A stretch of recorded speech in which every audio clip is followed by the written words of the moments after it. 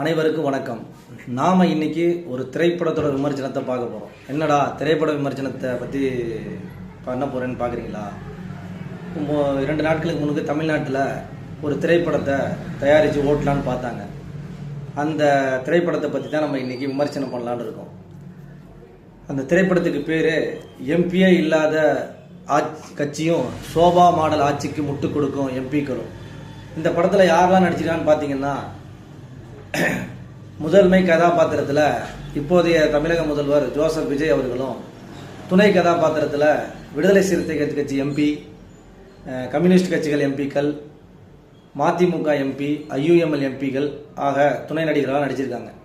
இந்த படத்தில் முக்கியமான காமெடியோட காங்கிரஸ் எம்பிக்கள் செஞ்சுருக்காங்க. இதில் என்ன சொல்ல வராங்கன்னு பார்த்தீங்கன்னா, ஏற்கனவே பாராளுமன்றத்தில் கொண்டு வந்த டீலிமிட்டேஷன் மசோதாவை தோக்கடிச்சிட்டாங்க.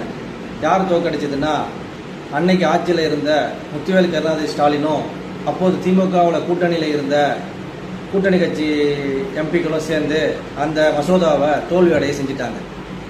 உடனே இப்போது தேர்தலுக்கு பிறகு புதுசாக ஒரு கூட்டணியை உருவாக்கியிருக்காங்க தமிழ்நாட்டில். அந்த கூட்டணி கட்சிகள்லாம் சேர்த்துக்கிட்டு நம்ம ஒரு படத்தை இயக்கலான்ற ஐடியாவை இப்போ புதுசாக வந்திருக்கிற டைரக்டரு பிரவீன் சக்கரவர்த்தியும் துணை டைரக்டரு மாணிக்கம் தாகூரும் நம்ம கதாநாயகன்ட்ட போய் கதை சொல்லியிருக்காங்க.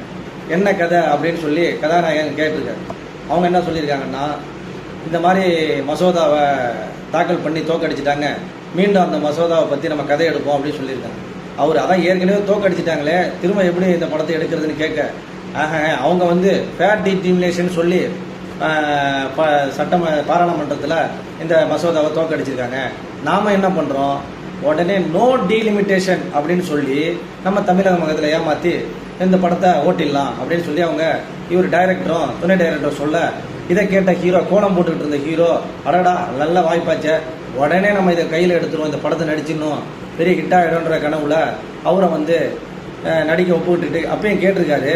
எனக்கு தான் இதை பற்றி ஒன்றும் தெரியாது, நான் எப்படி சொன்னால் நம்புவாங்களா தமிழ்நாட்டு மக்கள் அப்படின்னு கேட்க, அவர் டைரக்டரும் துணை டைரக்டரும், அடடா நம்ம கூட தான் சோஃபா மாடல் ஆட்சிக்கு முட்டு கொடுக்குற கூட்டணி கட்சிங்க இருக்காங்களே, அவங்கள வச்சு சொன்னால் கண்டிப்பாக தமிழ்நாட்டு மக்கள் நம்பிடுவாங்கன்ட்டு இந்த கதையை சொல்ல, இதை நம்பின ஹீரோ இதுக்குன்னு என்ன பண்ணிட்டாரு, அனைத்து எம்பிகளையும் கூப்பிட்டு ஒரு மீட்டிங்கை போடுறாரு. மீட்டிங் போட்ட அழைச்ச கிட்டத்தட்ட 30க்கும் மேற்பட்ட எம்பிக்கள் கலந்துக்க மாட்டேன்னு சொல்லிட்டாங்க.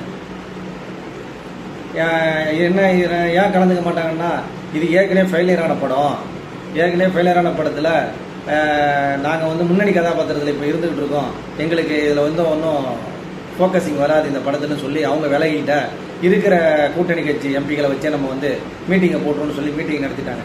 இது ஏன் இந்த படம் இப்போ ஃபெயிலியர் ஆச்சு அப்படின்னு ஃபெயிலியர் ஆகிடுச்சு அப்படின்னா, திரும்பவும் இந்த படம் ஃபெயிலியர் ஆகிடுச்சு, இந்த மட்டத்திலேயே ஃபெயிலியர் ஆகிடுச்சு. என்ன காரணம், ஒரே ஒரு வார்த்தை, ஒரு கூட்டம் நடக்குதுன்னா அந்த கூட்டத்தில் எடுக்கப்பட்ட தீர்மானங்கள் என்ன, அந்த தீர்மானத்தை விலைக்கு வெளியில் ஒரே பேட்டி கொடுக்கணும். இவங்க தீர்மானமே எதுவுமே போடவே இல்லை. என்ன தீர்மானம் போட்டால் பிஜேபின்ற வார்த்தையை சொல்லணும், ஆர்எஸ்எஸ் என்ற வார்த்தையை சொல்லணும். இந்த வார்த்தையெல்லாம் நம்மளோட கதாநாயகனுக்கு ஒரே அலர்ஜி, அதை பற்றி எதுவுமே பேச மாட்டார். பாசிசன்னா ஒரு பாயசம்னுவார், இந்த மாதிரி அவருக்கு அலர்ஜியான சப்ஜெக்ட். இருந்தாலும் தொட்டு பார்ப்போமேனு தொட்டு பார்த்து திரும்ப மூக்கடைஞ்சி படம் ஃபெயிலியர் ஆகி போச்சு. ஆகையால் இந்த படம் தமிழ்நாட்டில் எடுபடாது. இந்த படத்தை பார்த்த மக்கள் சில கேள்விகளை வைக்கிறாங்க.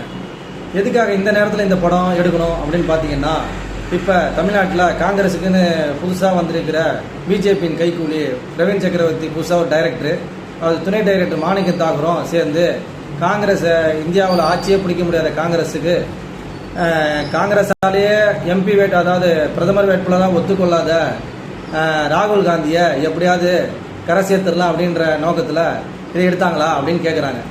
அது ஒன்று. அடுத்ததாக, நம்ம போன ஆட்சியில் ஃபேர் டீலிமிட்டேஷன் சொல்லி தென்னிந்திய முதலமைச்சர்களாக அறிவித்து அனைவருக்கும் கூட்டம் போட்டு தீர்மானம் நிறைவேற்றி மத்திய அரசுக்கு அனுப்பி இந்த மாதிரி போராடினாங்க. ஆனால் இப்போ இந்த கூட்டத்தில், அதாவது இப்போ இருக்கிற அரசு தென்னிந்திய முதல்வர்கள், அதாவது காங்கிரஸ் குறிப்பாக எங்கே, தெலுங்கானா, கேரளா, கர்நாடகா 3லையுமே காங்கிரஸ் ஆட்சி தான் நடக்குது. ஆனால் காங்கிரஸ் அங்கே அந்த மாநிலங்களில் எந்த ஒரு போராட்டத்தையுமே என்ன சொல்கிறேன் டீலிமிட்டேஷன் எடுக்கலையே ஏன் என்றும் இந்த மக்கள் கேள்வி கேட்குறாங்க. இந்த சில காரணங்களால தான் இந்த படம் தோல்வி அடைஞ்சிருச்சு.